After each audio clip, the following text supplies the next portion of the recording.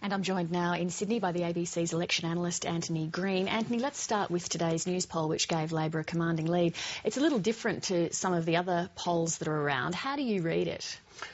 Well, we must remember that Labor has been ahead in nearly every poll for the last 4 years. There's only 3 or 4 where Labor hasn't been ahead in all that time. I think this poll is a little too strong for Labor. I wouldn't have thought it would be that strong at this stage. But when you compare it with the Galaxy poll, which was much more narrow between the two parties, I think that's a more realistic picture.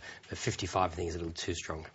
If the news poll's accurate, how significant is it for a government to be so far ahead at this stage of the campaign? It's always good to go into an election campaign ahead. It's better than starting out behind. And the Labor Party would certainly be pleased to see those numbers, but they still want to keep the underdog effect. It's a key thing in Australian politics. You want to maintain being the underdog. So they wouldn't want too many polls putting them far ahead. Since 2007, there have been redistributions in 4 different states. Talk us through that. What's the significance of that? What's happened is there's been some minor changes in Western Australia and Tasmania, and major changes in New South Wales with a loss of a seat and a transfer of a seat to Queensland. And the result of that is that Labor currently has 83 seats, but on the new electoral boundaries has a notional 88. They notionally gained 5 seats. The Labor Party can lose 12 seats before it gets close to losing its majority on a swing of about 1.5%. But of 12 Labor marginal seats, it's most 12 seats, 5 of them are Liberal seats with Liberal MPs. Another 3 are vacant Labor seats. So there's only 4 Labor sitting MPs in its 12 most marginal seats. That means that it doesn't have all that sitting member factor in its advantage. It doesn't have many sitting members out there campaigning in these key seats, which will make it hard to resist any swing back to the coalition at this election. They won't have sitting members in their seats resisting that swing. They'll be hoping that they can keep their general level of vote high, so they don't have to rely on sitting member factors to hang on to those marginal seats. We've also seen the announcement today of a preferences deal between Labor and the Greens. What impact is that likely to have on Labor? Well, there's two impacts it has. One is in the Senate. What's happening in the Senate with this deal is that the current senators were elected in 2004 when Labor did a strange deal with minor parties that resulted in Stephen Fielding from Family First being elected. What the Greens are doing in the Senate this time is swapping direct preferences with Labor because they think that they can actually get a seat off the Liberals in the upper house of this election.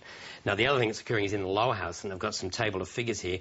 The Green preferences, as the Green vote has risen in recent years, have got stronger and stronger towards Labor. So in 1996, there was only 2/3 of Labor preferences going to Labor, where that preference figure is now around 80%.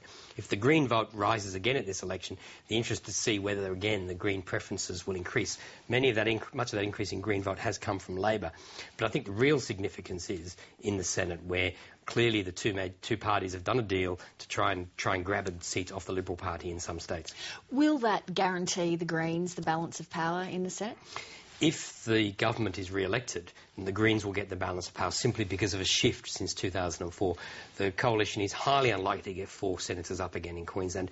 They're likely to lose another one in one of the other states. So they may be down 2 to 3 seats if the Gillard government is re-elected.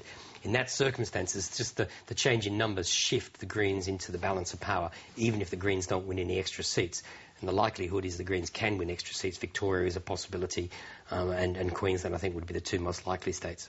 What about, say, for example, in the House of Representatives, people have talked about, the Greens are eyeing off, say, Lindsay Tanner's seat of Melbourne. Does this deal increase or decrease their chances of staging a coup like that? This deal doesn't affect that at all. In the seat of Melbourne, the case is whether the Liberals will finish 3rd, and then the Liberals' preferences will determine the outcome. The Labor Party will have the highest primary vote, first preference vote. The Greens will be somewhere behind that if they can outpoll the Liberal Party. And the question is what happens to Liberal preferences. In the past, in seats like that, the Liberals have always directed preferences to the Greens as a way of disrupting Labor's campaigning to try and get them to devote resources to a seat like that.